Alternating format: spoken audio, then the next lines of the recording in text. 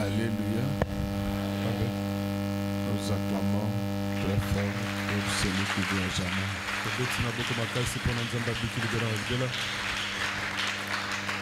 Nous allons nous mettre debout. On va nous lire Matthieu chapitre 8, verset 32. Matthieu 8, 32. Matthieu 8, 32, je lis au nom de Jésus. Il leur dit, allez, ils sortirent et entrèrent dans le pourceau. Et voici, tous les troupeaux se précipita des pentes escarpées dans la mer et ils périrent dans le seau. Amen. Nous acclamons très fort pour celui qui vient jamais. Si nous pouvons acclamer très fort.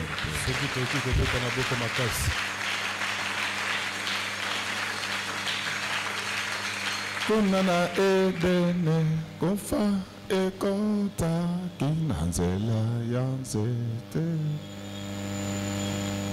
Kunana edene bato kufa ekota kinanzela yanze. O tambe na loba kinabango ekoliya anzete nonso. Olo loba kinabango ekoliya anzete nonso.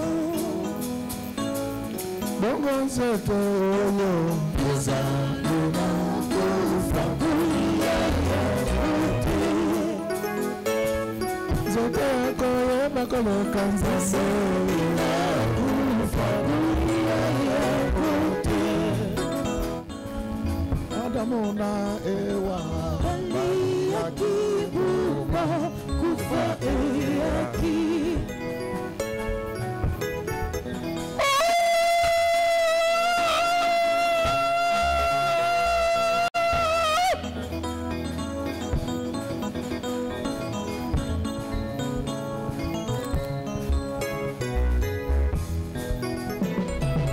Kunana edene bado ikuta kinazula ya tete. Kunana edene priska ikuta kinazula ya tete. Zambe aloba kinabango kikulia batete nyoso. Olo apekisa kiye kikulia batete nyoso. Bongo nzete oyo uzali na kufa kulia yakote. Nzete yako yeba kone kanzase uzali na kufa kulia yakote.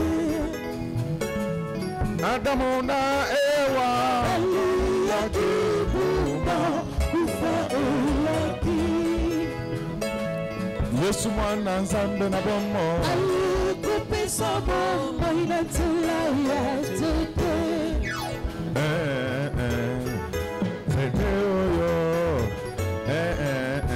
Jésus nzete na bomo ye. Zete oyo Yesu nzete lambaka fufu ye. Nzete oyo Yesu nzete salaka bwato. Nzete oyo Yesu nzete lambaka fufu. Nzete oyo Yesu nzete salaka kisinze.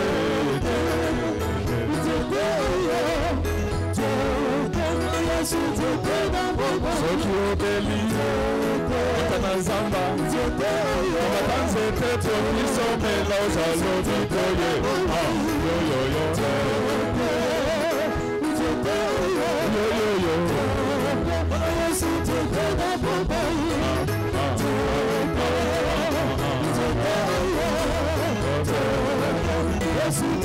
Zete la mata fufuye.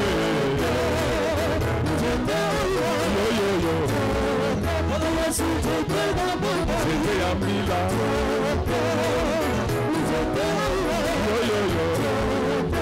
C'était Salata Batuma.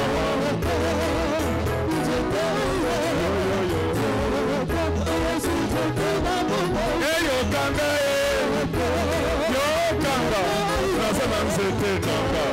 Bobi sonne kate, sonne sakani leno. Nakole tonzerto yo olera.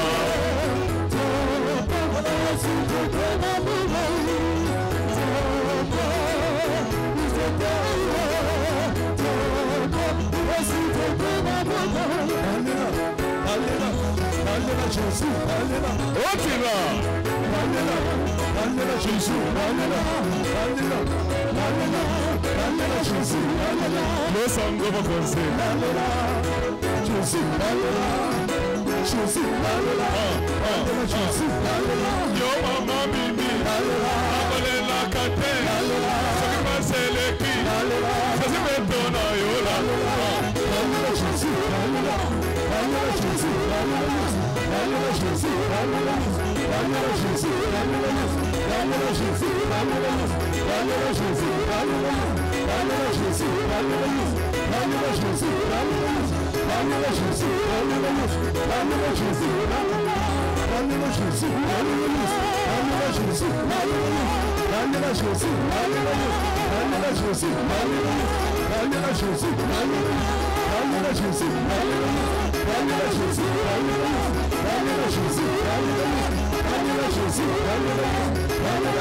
Kana yembeliona kumisiona sanzelio papa nanga yawe.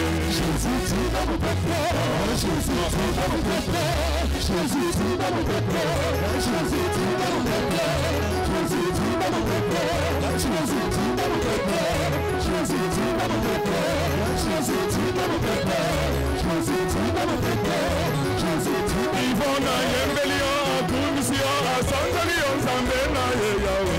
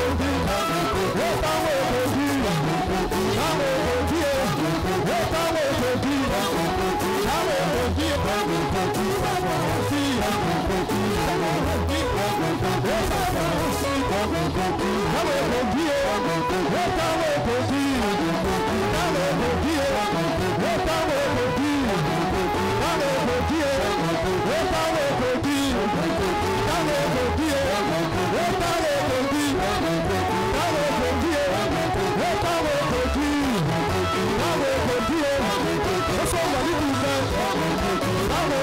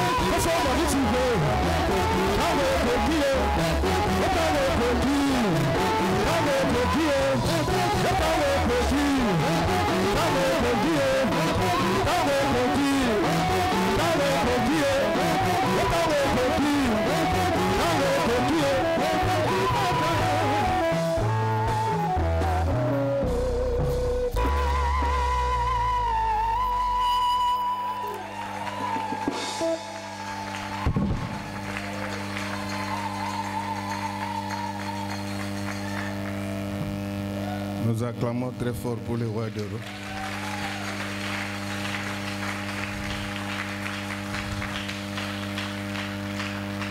Nous acclamons très fort.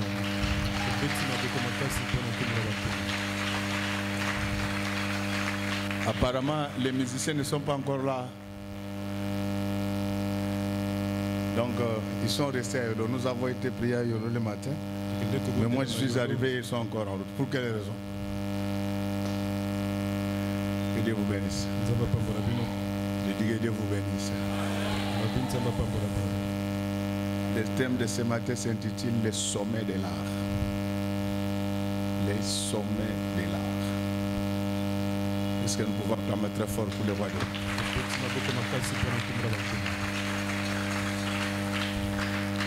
Si ton voisin est du même texte que toi, tu peux lui dire les sommets de l'art. Le sommet de l'art. En fait, on parle du sommet de l'art lorsque les choses ont été merveilleusement bien faites.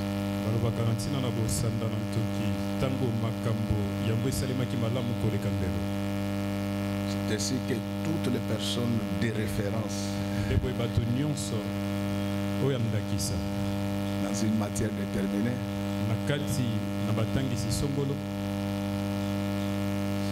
ce sont des sommets de l'art. Alors en matière évangélique, les sommets de l'art, c'est Jésus-Christ, le maître de Galilée. Il fait des choses que personne d'autre n'a jamais fait et que personne ne fera. Il nous encourageait seulement par modestie en disant que vous allez faire plus que moi.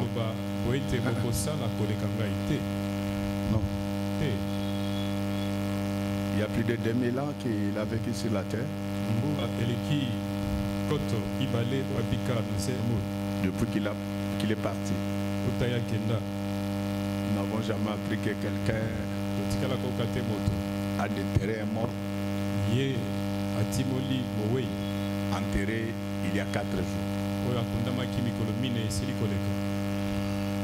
Donc, Jésus-Christ, c'est vraiment et véritablement autre chose. Et c'est ce qui fait qu'aujourd'hui, nous allons vous parler de la puissance de l'évangile de Jésus. Si nous pouvons encore très bien acclamer.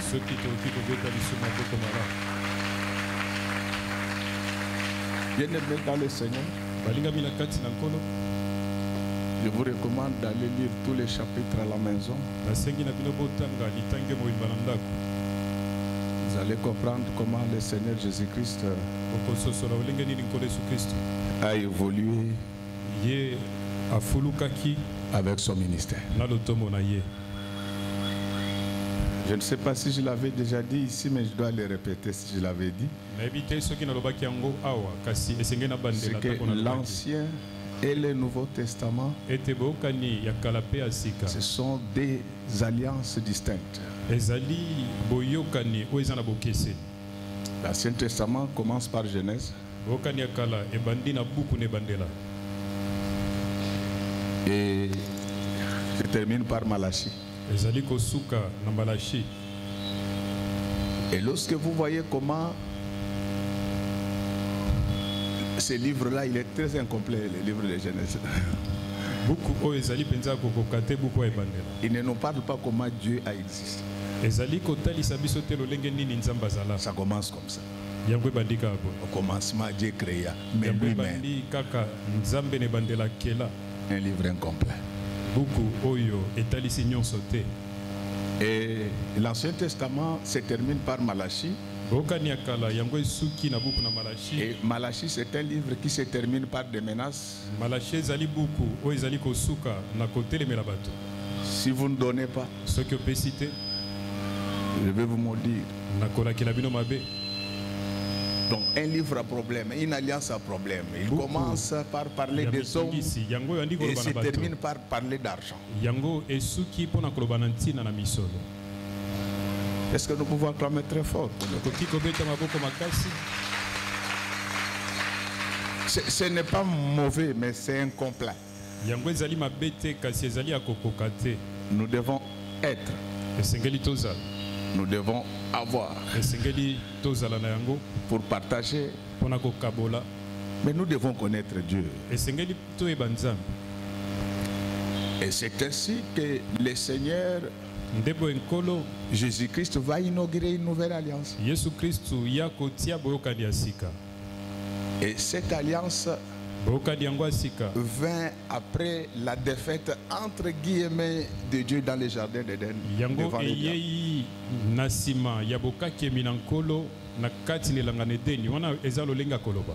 Et qu'est-ce qui va se passer nini ekosalema dans l'église d'Éden? Il y avait Nakati. des grands prédicateurs. na eklesi ya na edeni ezalaki na batei mibale minene. Il y avait Dieu, nzambe azalaki, il y avait diable. ezalaki na diable. Et malheureusement, le Seigneur, c'est lui qui avait ouvert Kolo. les hostilités en prêchant. Yende. Il disait qu'il ne touchait pas à cet arbre.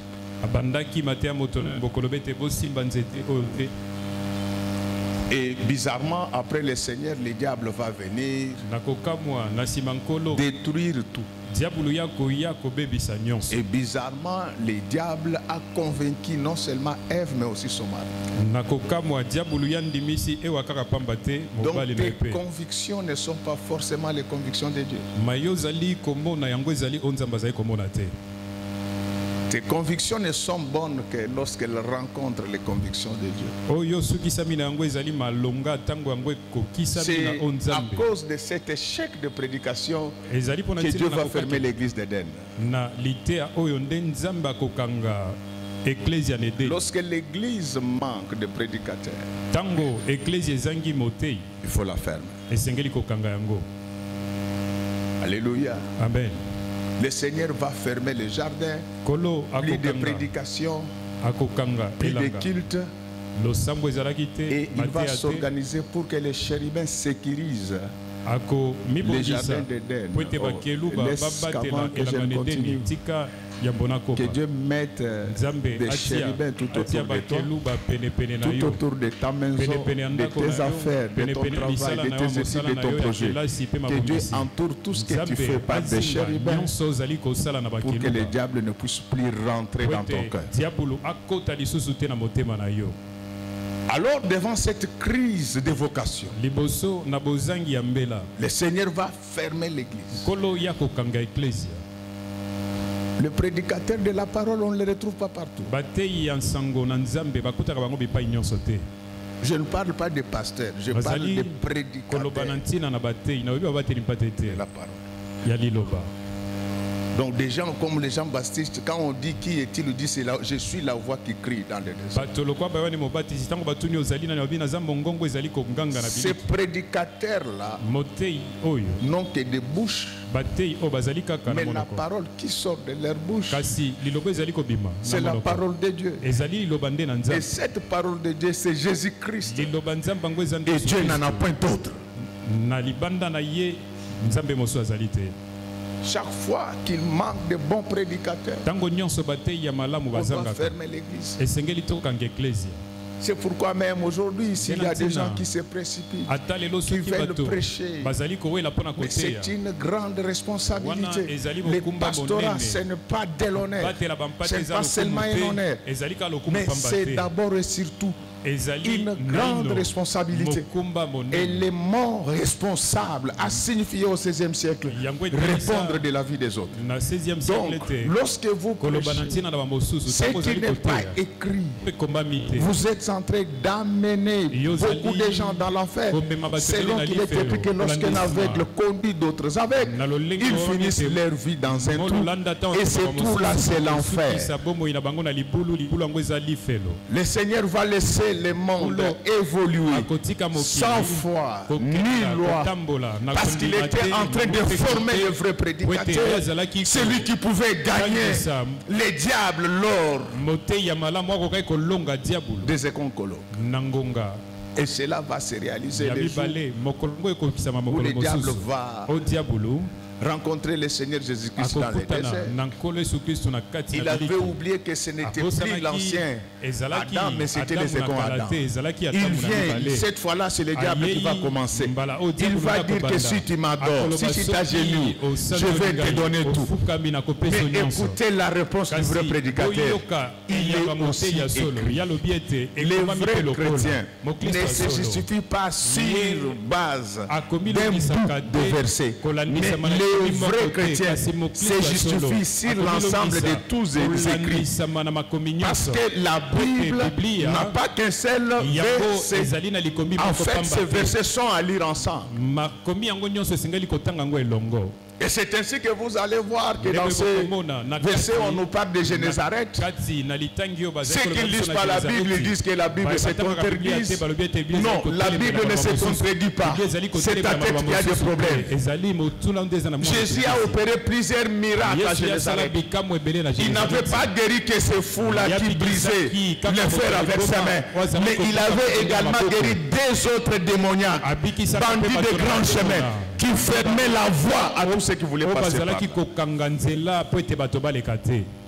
Est-ce que nous pouvons acclamer très fort? Et j'aime bien le Nouveau Testament. Il ne commence pas comme Genèse qui nous situe pas Dieu. Le Nouveau Testament commence par la généalogie. On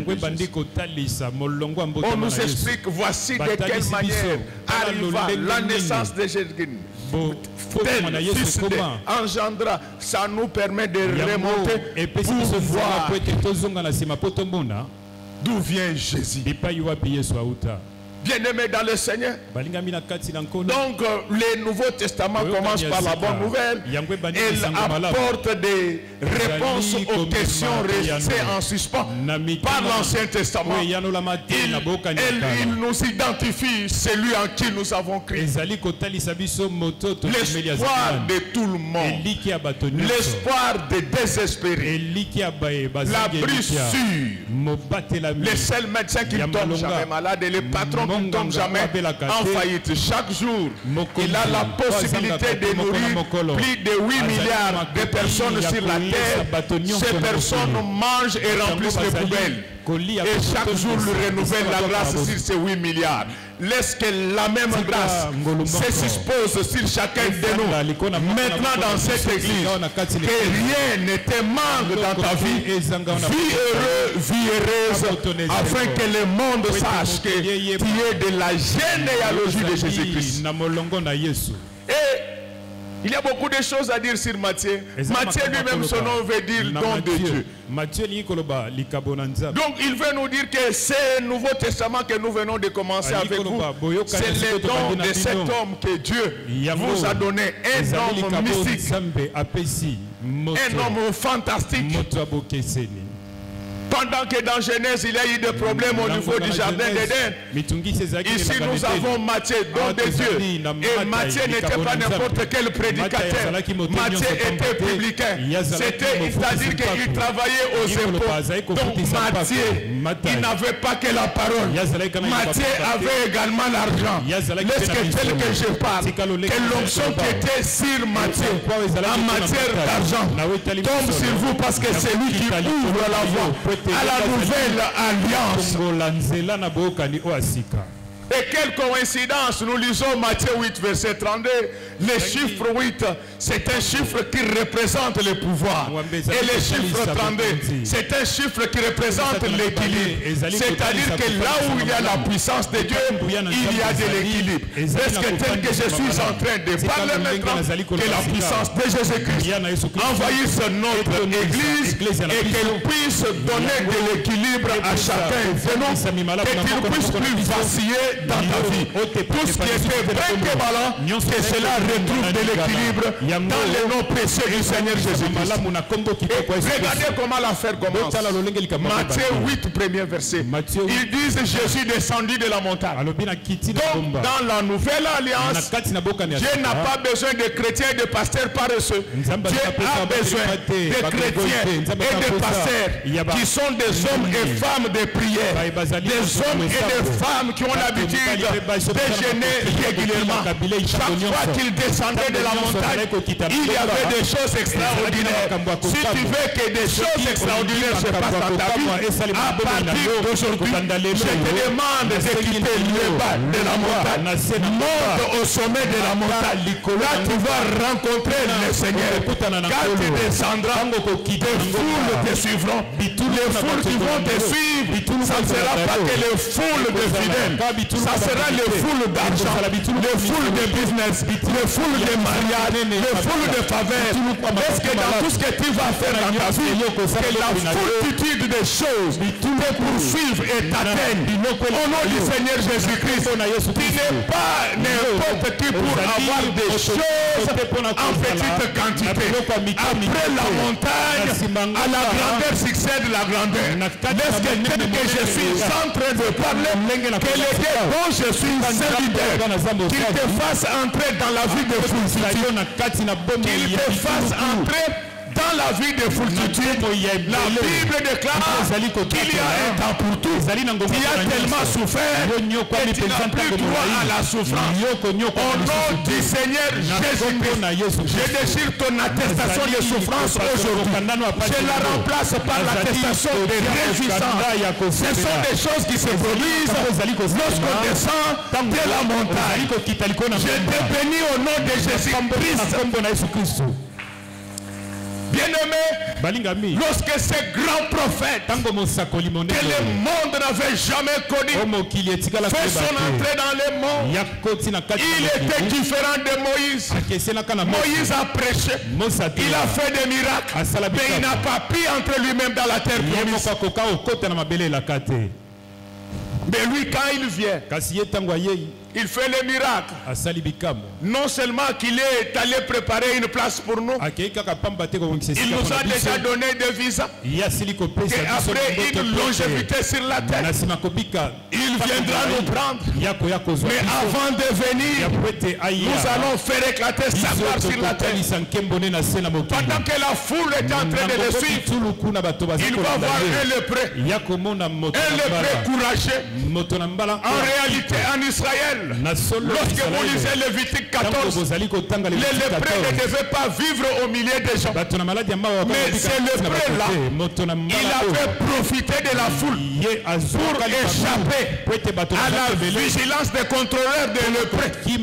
Laisse que ce matin, au nom du Seigneur Jésus-Christ, malgré ta lèpre, que la foule puisse te cacher, que tu puisses te retrouver directement devant celui qui guérit partout. Vous ne comprenez pas bien. Pour guérir les lépreux, les sacrificateurs devaient l'amener hors du camp. Donc les sacrificateurs n'avaient le pouvoir de guérir que hors du camp.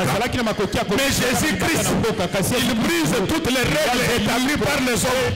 Là où la guérison n'était possible qu'en dehors du camp, il la rend possible même à l'intérieur du camp. Je voulais te dire qu'aujourd'hui, Dieu te bénira dans le camp, en dehors du camp.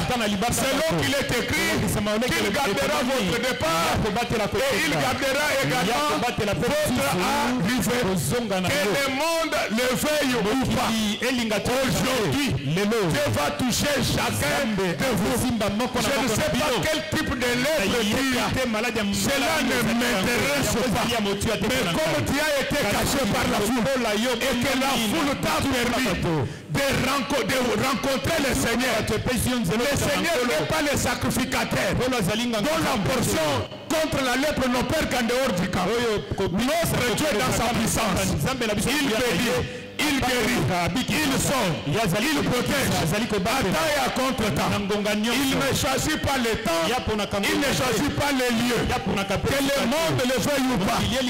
Aujourd'hui c'est ton jour. Je le déclare dans le nom précieux du Seigneur Jésus-Christ que personne ne va te chasser de la foule parce que tu es déjà dans la présence du Seigneur. Quand tu es dans la présence du Seigneur, quel que soit ton état, quelle que soit ta pauvreté, quelle que soit ta richesse, quel que soit, personne ne peut te chasser parce que le maître de tous et de tout, lui-même, il est là.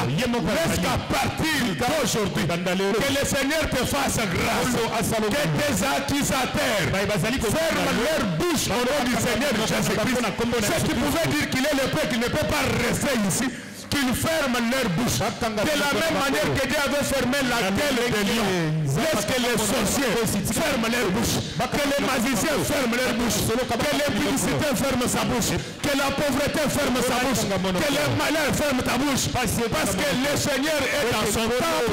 Il faut que chaque créature fasse. Donc les lépreux, il ne devait pas être là. Mais le lépreux a été couvert par la foule. Je voulais te dire, ne néglige pas l'église. Même si tes prières ne peuvent pas arriver auprès du Seigneur. Mais quand tu te retrouves dans la foule, tu peux profiter des notions de la foule. La Bible dit, il est doux et agréable que les frères demeurent ensemble. Car c'est là que Dieu envoie la bénédiction et la vie pour l'éternité. Donc partout où les frères et les sœurs sont ensemble, le Seigneur envoie la bénédiction et la vie pour l'éternité. Et on ne parle pas de lépreux. Il suffit seulement d'être ensemble avec les frères. Vous avez droit à la bénédiction et à la vie pour l'éternité. Donc bien-aimés, les lépreux ont rencontré le Seigneur grâce à l'onction de la foule. Ne t'isole jamais de ton église. La Bible dit, n'abandonnez pas votre assemblée comme cela est de coutume chez les autres. Quand tu viens à l'église, à part ton Dieu à toi, il y a également le Dieu de l'église. Toi tu peux avoir eu des problèmes avec ton Dieu. Mais quand tu viens, tu rencontres le Dieu de l'église. Mais vous ne me comprenez pas. La Bible dit ceci. Si 2 ou 3 personnes se mettent d'accord, ils demandent quelque chose, Dieu va le leur accorder. Au nom du Seigneur Jésus-Christ, je demande au Seigneur de t'accepter malgré ta lèpre dans sa présence. Donc il t'accepte non pas parce que toi tu es là, il t'accepte parce que nous sommes là. Amen. Est-ce que je peux évoluer? Est-ce que je peux évoluer? Donc le lépreux a été sauvé par l'onction de la foule. Tellement que l'onction était là, personne ne pouvait s'apercevoir qu'il y avait un lépreux au milieu. Alors dans cette ambiance-là, le lépreux va saisir l'occasion. Il va se présenter devant le Seigneur Jésus-Christ. Ce matin, je te présente à Dieu. Je te présente à Jésus. Je te mets face à face de Jésus pour qu'il faille comment tu souffres. Quand il verra ta souffrance, il ne t'abandonnera pas. Je te dis que tu étais venu avec la lèpre, mais tu ne vas pas rentrer avec la lèpre. Il y a des choses extraordinaires qui vont se passer. Et lorsqu'il se présente devant le lépreux, il n'a pas caché sa lèpre. C'est lui qui dit à Jésus, Seigneur, si tu peux, si tu veux, sauve-moi de la lèpre. Alléluia. Et directement, il y a quelque chose. Il faut bien lire la Bible. Hein. On ne lit pas la Bible comme un journal. Et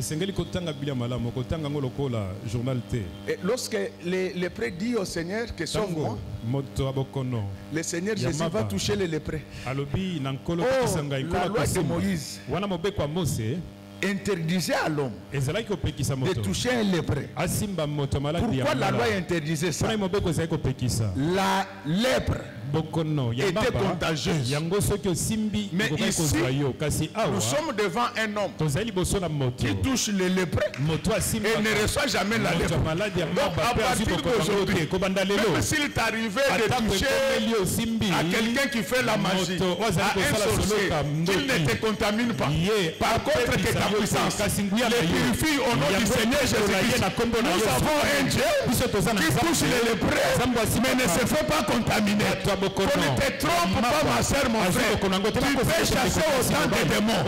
Si tu as la puissance de Jésus en toi, aucun démon ne retournera vers toi. N'est-ce que tel que je suis en train de parler maintenant, que tous les démons qui vous combattent, vos maisons, vos familles, vous quittent immédiatement au nom du Seigneur. Ça ne s'arrête pas là. Lorsque Jésus les guérit, il va lui dire maintenant tu peux partir voir le sacrificateur. Donc le sacrificateur voit un malade venir avec l'attestation de guérison. Alléluia. Pour voir comment les sacrificateurs ne sont pas sérieux, ils prennent l'offrande d'une guérison qu'ils n'ont pas effectué. Alléluia. Ça c'est moi qui comprends les choses. Certainement que quand ils ont amené l'offrande à la maison, ils n'ont pas eu le courage de dire que cette offrande nous l'avons reçue grâce à Jésus, parce qu'elle n'aimait pas Jésus. Mais en réalité, le Seigneur Jésus-Christ voulait seulement que les sacrificateurs sachent que l'heure est venue où la puissance de l'évangile de Jésus-Christ doit être manifeste aux yeux de tout le monde. Mais comme ils recevaient quelque chose, ils étaient contents. Mais lisez bien le verset 14. On nous explique comment les lépreux guéris se faisaient purifier. Ces lépreux-là, il a mené des oiseaux. Acclamons très fort pour les voir. Il a mené des oiseaux. Il a mené le bois de cèdre. Acclamons très fort pour ce dimanche. Mais comment les choses s'est passées pour la purification du lépreux? Les deux oiseaux qu'on devait présenter au sacrificateur. Première condition, ça devait être des oiseaux purs. Alors, décédé d'oiseaux, on a les tué un oiseau et gardé un autre vivant. Laisse que parmi les oiseaux à tuer aujourd'hui, qu'on tue les autres, et que toi on te laisse vivant au nom du Seigneur Jésus-Christ. Alors lorsqu'on tuait cet oiseau, on prenait son sang, on versait ça dans un vase d'argile. Après avoir versé son sang, Après, on pouvait prendre les bois de cèdre. On pouvait prendre les tuniques de valeur qu'on présentait avec l'oiseau vivant. On prenait l'oiseau vivant, on les trempait dans ce sang-là, de l'oiseau qui a été tué. Mais l'oiseau vivant, on ne les tuait pas.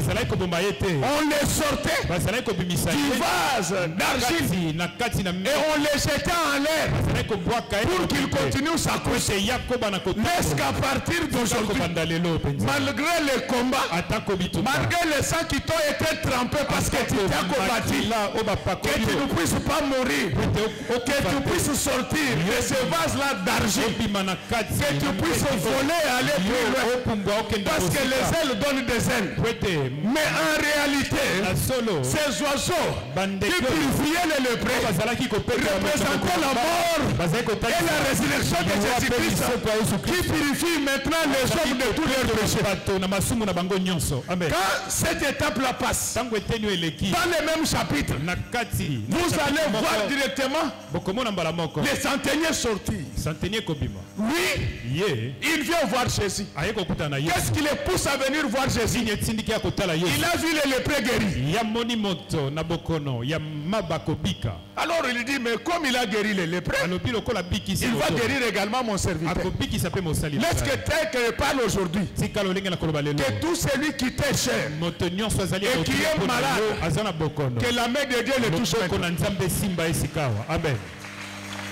Que tout celui qui t'est cher, que tout celui qui t'a fait du bien, qui est malade maintenant, que le Seigneur lui fasse du bien, que le Seigneur le guérisse. Bien aimé, donc après avoir guéri un juif, le Seigneur va maintenant guérir les serviteurs d'un Romain. Alléluia. Amen. C'est ça la différence entre Moïse et Jésus. Moïse, son ministère, c'était pour sauver les Juifs et tuer les Égyptiens. Mais Jésus-Christ, le maître de Galilée, il est venu sauver tout le monde. Il est venu sauver les Juifs et les non-Juifs. C'est pourquoi je te dis, comme tu es venu enseigner, notre Dieu va te guérir, va te bénir. Mais ça ne s'arrêtera pas qu'à ton niveau. Le Seigneur va aller au-delà. Il va venir même tes frères et sœurs qui ne sont pas venus enseigner. Parce que la Bible déclare que crois au Seigneur Jésus-Christ, tu seras sauvé, toi et ta famille. Laisse que tous les membres de ta famille menacés par le diable, pendant que je suis en train de prêcher, qu'ils soient tous délivrés instantanément au nom du Seigneur Jésus-Christ. Bien aimé, laissez-moi vous dire quelque chose. Jésus n'est pas n'importe qui. Jésus c'est un homme mystique. Lorsque vous lisez Ésaïe 11, premier verset, et vous lisez Genèse 49, 22e verset, on parle de deux types de personnes. Dans Ésaïe 11, on parle de Jésus. Mais dans Genèse 49, 22, on parle de Joseph. Mais en réalité, Jésus et Joseph, dans la langue araméenne, signifient la même chose. Joseph, c'était l'image, une autre image de Jésus. Joseph et Jésus, sur le plan spirituel, ils ont les mêmes origines. On dit que dans Ésaïe 11, on dit que Jésus est une branche sortie de la racine d'Isaïe. Alléluia. Amen. Dans Genèse 49, verset 22, on dit ceci, que Joseph est une branche sortie d'Isaïe. Mais pour l'aider à écouter ce qu'on dit, les rameaux engendré par cette branche-là, traverse la muraille. Alléluia. Amen. Alléluia. Amen. Les anciennes villes, les anciens États étaient clôturés. Amen, amen. Amen, amen. Alors c'est ce qui fait que les arbres de chaque État n'appartenaient qu'à cet État-là. Mais Isaïe va sortir des branches dont les rameaux vont produire,